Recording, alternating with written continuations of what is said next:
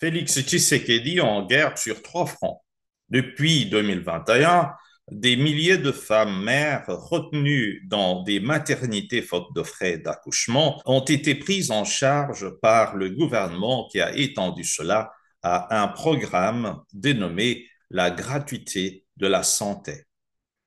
De la grossesse à l'accouchement et de la naissance de leur bébé à quelques mois plus tard, le gouvernement joue sa partition à 100%.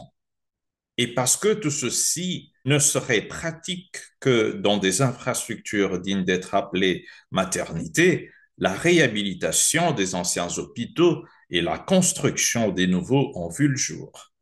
L'exemple le plus parlant est la réhabilitation de l'hôpital Mamayemo, qui est parti de la poubelle qu'il était devenu à la belle robe qu'il porte aujourd'hui. Dans d'autres centres hospitaliers sont sortis du sol dans les 145 territoires dont est composée la RDC. Pendant que les vies sont sauvées, il faut assurer l'avenir des enfants et adultes de demain. 2 millions d'enfants ont été envoyés à l'école dans le cadre de l'enseignement gratuit dès la première année de son exécution en 2021. Et aujourd'hui, on peut compter 1400 nouvelles écoles construites et réhabilitées sur toute l'étendue du pays. Une cimenterie vient d'être inaugurée à Katanda dans le Kasaï, où un aéroport international digne de ce nom est en construction. On n'oublie pas ce clin d'œil luxueux que sont le centre culturel et le centre commercial financier de Kinshasa.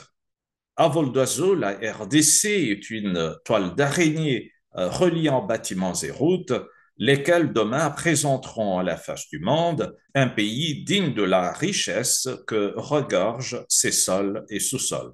Ainsi, ce seul programme répond aux questions de l'éducation, de la santé, des infrastructures dont le bouquet a créé au-delà d'1 million d'emplois sur toute l'étendue du pays. Ce bouquet est donc le social du peuple qui place Félix Tshisekedi en guerre sur trois fronts. La guerre de l'Est.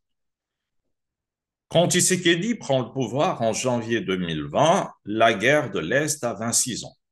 En 1974, lorsqu'elle commence, initiée par Paul Kagame sous motif qu'il pourchassait les membres du FDLR, le parti du président Habyarimana, dont il avait descendu l'avion, le président de la RDC, Zaïre à l'époque, Mobutu Sese Seko, est fatigué et abandonné par ses alliés.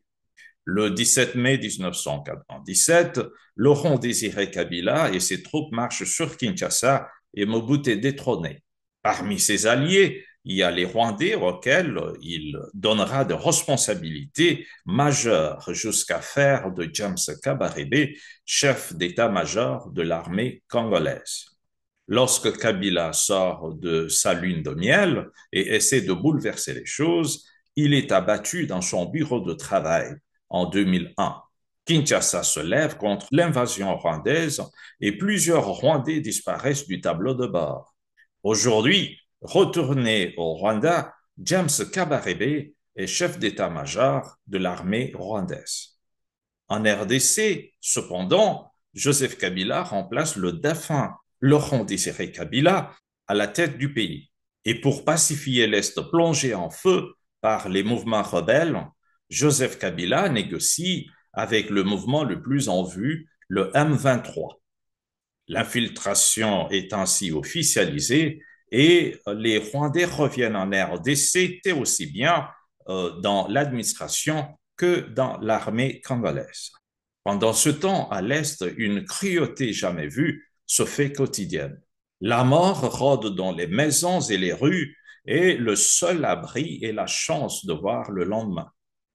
Après son second mandat, Joseph Kabila a l'intention nette de s'éterniser au pouvoir.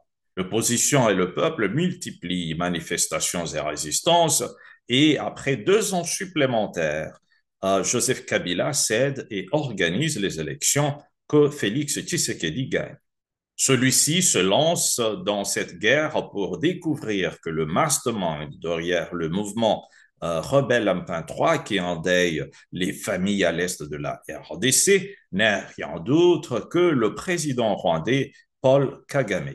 Celui-ci, bousculé avec preuve à l'appui, ne sait plus nier comme avant, mais il justifie cependant la présence rwandaise à l'Est par la poursuite des membres du mouvement FDLR y vivant et qui représente une menace pour le Rwanda et son pouvoir. Une raison qui ne tient pas devant l'évidence que le FDLR, devenu une coquille vide, ne représente aucune menace pour le Rwanda. Kagame se trouve une autre mission, la défense des Banyamulenge, proches des Tutsis rwandais, qu'il croit menacés. Cela non plus ne tient debout. La vraie raison qui fait courir Kagame, c'est le pouvoir, son pouvoir absolu. Pour le protéger, il infiltre l'administration et l'armée congolaise.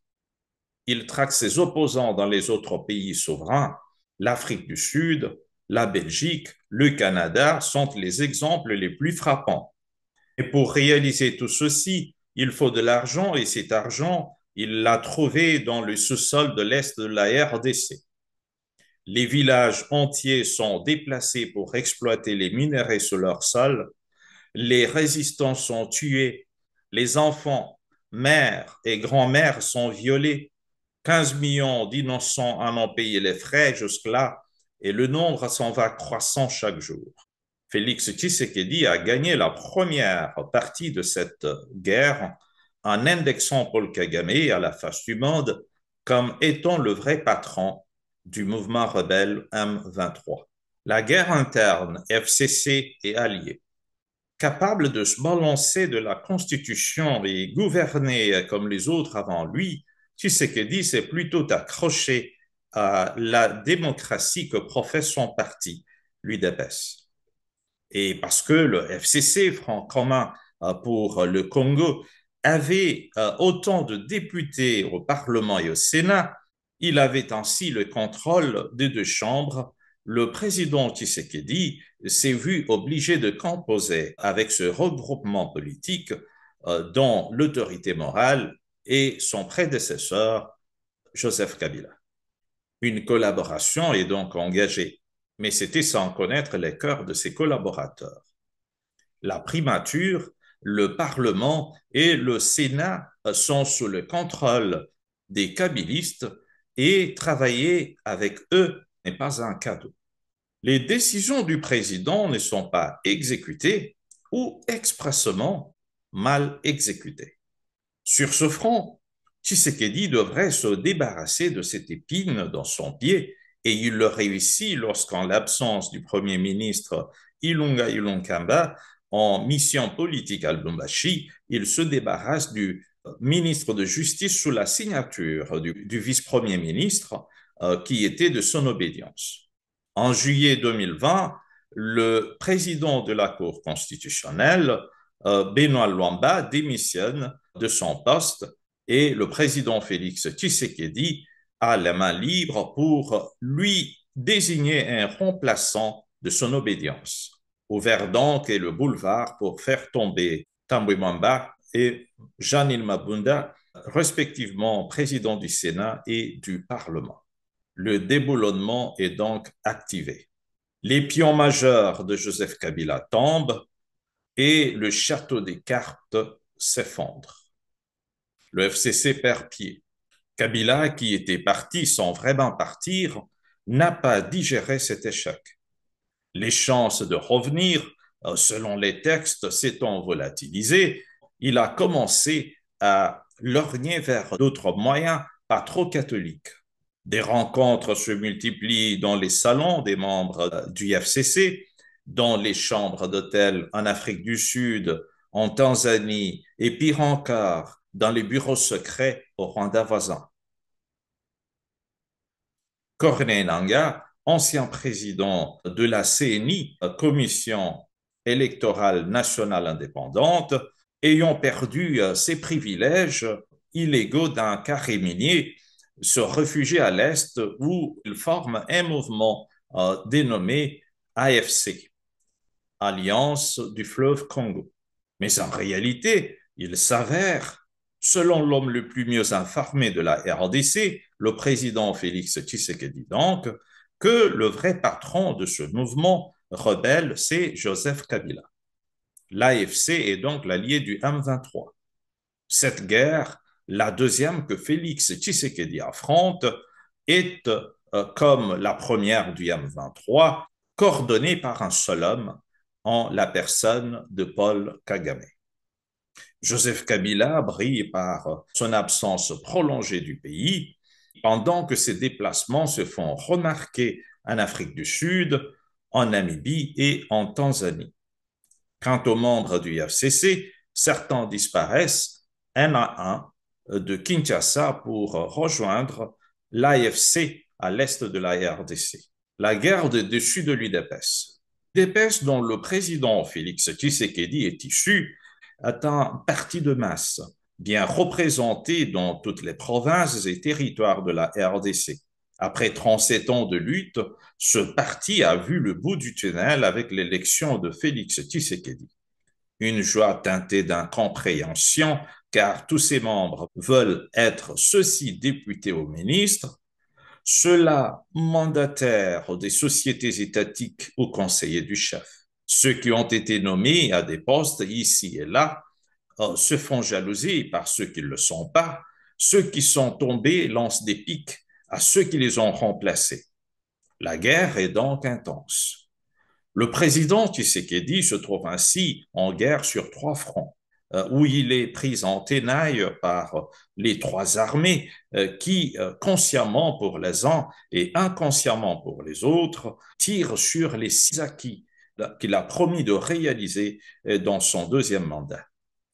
L'échec du programme de développement de 145 territoires ferait stagner l'émergence de la RDC, une joie que les ennemis de la République rêvent de voir se réaliser en 2028. Bonjour chez vous.